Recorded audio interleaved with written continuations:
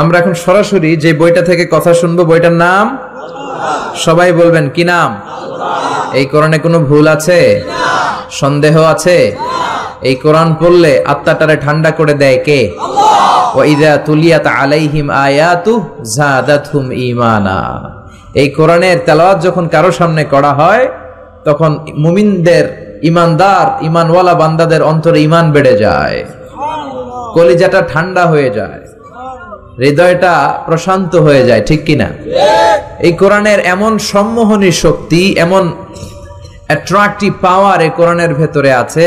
এই কোরআনের তেলাওয়াত শুনলে, তাফসির শুনলে শুধু মুমিনদের হৃদয়ই ঠান্ডা হয় না, কাফিরদের হৃদয়ও ঠান্ডা হয়ে যায়। চিল্লা এখন ঠিক কিনা?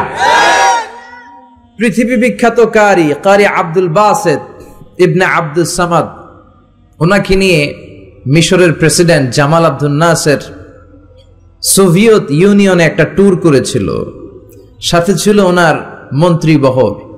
তো রাশিয়ার প্রেসিডেন্টের কাছে উনি মন্ত্রীদের পরিচয় করায় দিচ্ছে। আগে এটার নাম ছিল সোভিয়েত ইউনিয়ন, এখন এটাকে আমরা কি বলি? রাশিয়া বলি। তো জামাল আব্দুল নাসের রাশিয়ার প্রেসিডেন্টের কাছে পরিচয় করায় দিচ্ছে, this is my home minister, this is my finance minister, this is my education minister. এটা আমার এই মন্ত্রী, ওই মন্ত্রী। আর মিশরের সবগুলো মন্ত্রী সুটেড বুটেড, প্যান্ট পরা, শার্ট পরা, টাই পরা প্রত্যেকে। তো সবাইকে যখন পরিচয় করানোর পর্ব শেষ, রাশিয়ার প্রেসিডেন্ট বলে, এই যে জুব্বা পরা লোক, এটা আবার কোন মন্ত্রী? জামাল আব্দুল নাসের বলেন, না, এটা কোনো মন্ত্রী না, এটা আমাদের কারি। এটা আমাদের কি? রাশিয়ার প্রেসিডেন্ট বলে, কারি আবার কি? তারা তো কারিটারি কি বুঝে না, ঠিক কিনা?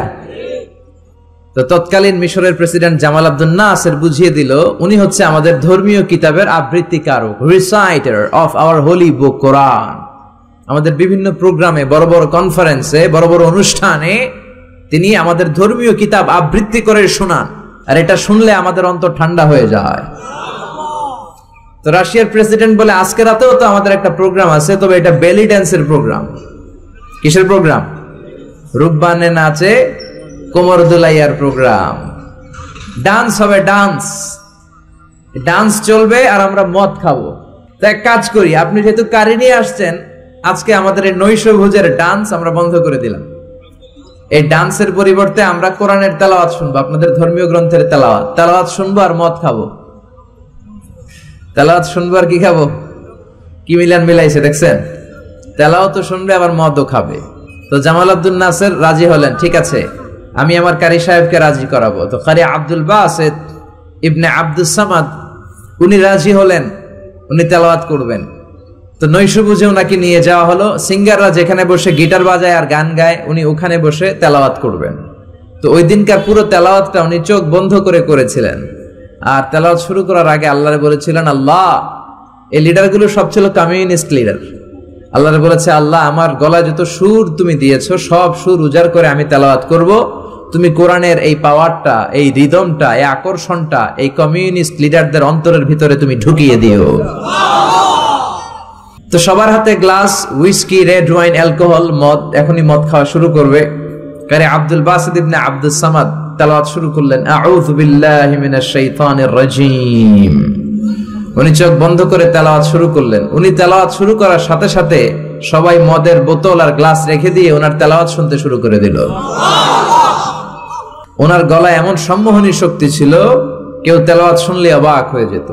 তারা মদও খায় না, মদের বোতলের দিকে তাকায়ও না, মদের গ্লাসও হাতে নেয় না, শুধু আব্দুল বাসেদের দিকে তাকিয়ে আছে।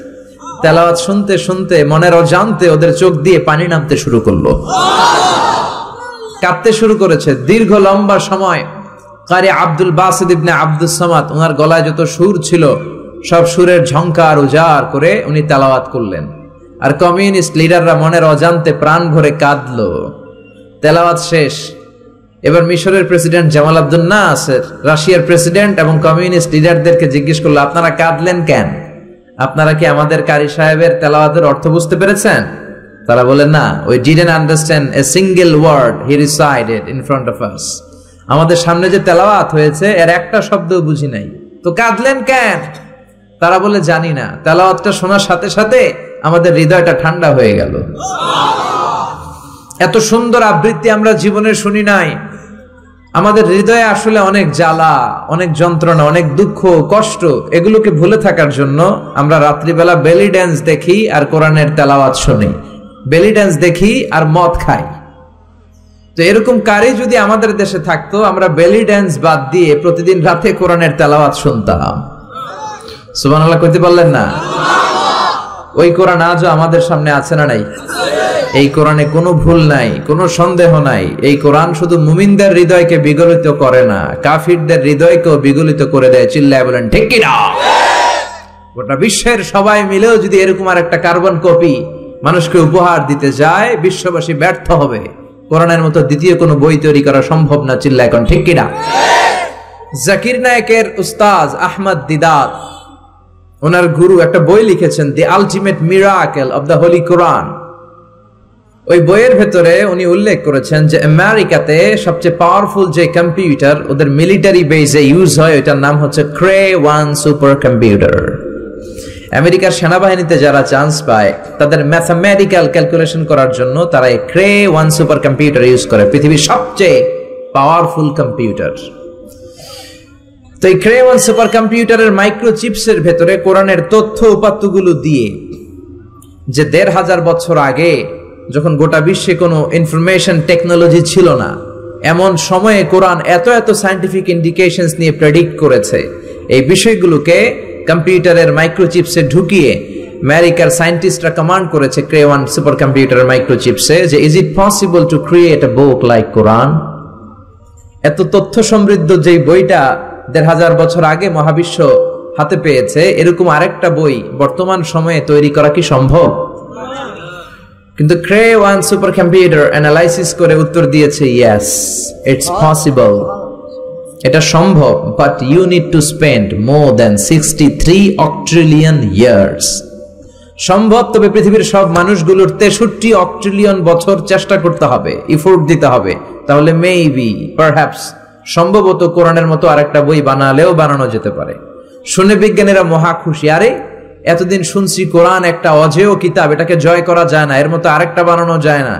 এখন আমাদের তৈরি ক্রে 1 সুপার কম্পিউটার আমাদেরকে বিশ্লেষণ করে বলছে কোরআনের মতো আরেকটা বই নাকি বানানো সম্ভব। হোক না অক্ট্রিলিয়ন আর ফক্ট্রিলিয়ন, পারা তো যাবে, আমরা চেষ্টা করব। কিন্তু নিউমেরিক্যাল সায়েন্স বলে octillion is very dangerous to reach there for human being. মানুষের জন্য এটা খুব ভয়ের কথা, ভয়ঙ্কর কথা যে অক্ট্রিলিয়ন পর্যন্ত মানুষ পৌঁছবে। 63 অক্ট্রিলিয়ন বছর তো অনেক দূরের কথা, 63 বছরই তো আমরা বাঁচি না, ঠিক কিনা? যারা সংখ্যাতাত্ত্বিক নিয়ম জানেন তারা জানেন যে সংখ্যা শুরু করি আমরা একক দিয়ে, তারপরে শতক, তারপরে সহস্র, তারপর উজুত, তারপরে লক্ষ, নিযুত, কোটি, million, billion, trillion, zillion, pillion, তারপরে হচ্ছে অক্ট্রিলিয়ন। তাও 1, 2, 3 অক্ট্রিলিয়ন নয়, 63 অক্ট্রিলিয়ন যদি পৃথিবীর সব মানুষ হায়াত পায় আর তাদের কাজকর্ম সব রেখে দিয়ে যদি কোরআনের মতো এরকম একটা বিস্ময়কর কিতাব তারা বানাতে চায়, কোরআনের মতো সমৃদ্ধ করে, তাহলে পৃথিবীর সব মানুষগুলো 63 অক্ট্রিলিয়ন বছর চেষ্টা করলে তাও মেবি আছে না নাই, পারহ্যাপস আছে না নাই, সম্ভবত কোরআনের মতো আরেকটা বই বানালেও বানানো যেতে পারে। কিন্তু সর্বশেষ লজিক্যাল আর্গুমেন্টের দিকে তাকিয়ে কম্পিউটারের সর্বশেষ অ্যানালাইসিস হচ্ছে actually it's quite impossible to create a book like Quran. আসলে পৃথিবীর মানুষের জন্য এই কোরআনের মতো আরেকটা বই বানানো অসম্ভব। চিল্লা এখন ঠিক কিনা? কারণ পৃথিবীর সবগুলো মানুষের 63 অক্ট্রিলিয়ন বছর বাঁচাও সম্ভব না, আর কোরআনের মতো আরেকটা বই বানানো সম্ভব। এজন্য কোরআনের সাথে টক্কর দিতে এসে, পাল্লা লাগতে এসে মানুষগুলো হয়রান হয়ে যায়, মানুষগুলো পিছিয়ে পড়ে, আর কোরআনের ভুল খুঁজতে এসে নিজের জীবনের বড় ভুলটা খুঁজে পায়। চিল্লা এখন ঠিক কিনা? এজন্য এই কিতাব পেয়ে আমরা খুশি না বেজার? এই কিতাবের আহকামগুলো মানতে রাজি আছেন? এই কিতাবের পক্ষে যারা, আমরাও তাদের পক্ষে, জোরে কোন ঠিক কিনা? আর এই কিতাবের বিপক্ষে যারা, আমরাও তাদের বিপক্ষে। চিল্লায় বলেন ঠিক কিনা?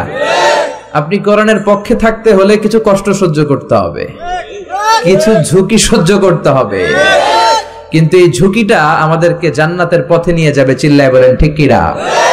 কারণ দুঃখ কষ্ট আসলে আমাদেরকে আল্লাহ কষ্ট দেওয়ার জন্য দেয় না, আমাদের কোমরটারে সোজা করার জন্য দেয়। চিল্লায় বলেন ঠিক কিনা?